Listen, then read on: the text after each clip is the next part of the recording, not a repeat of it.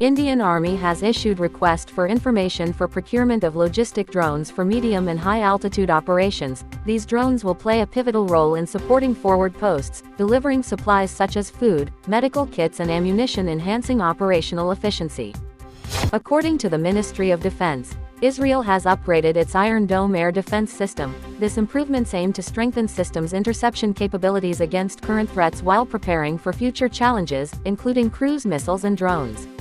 The Indian Army is planning to procure rocket ammunition for 122mm Grad BM-21 multi-barrel rocket launcher system. Grad rocket regiments are to be equipped with ammunition which can be fired from all-terrain configuration, including mountains, for execution of artillery tasks.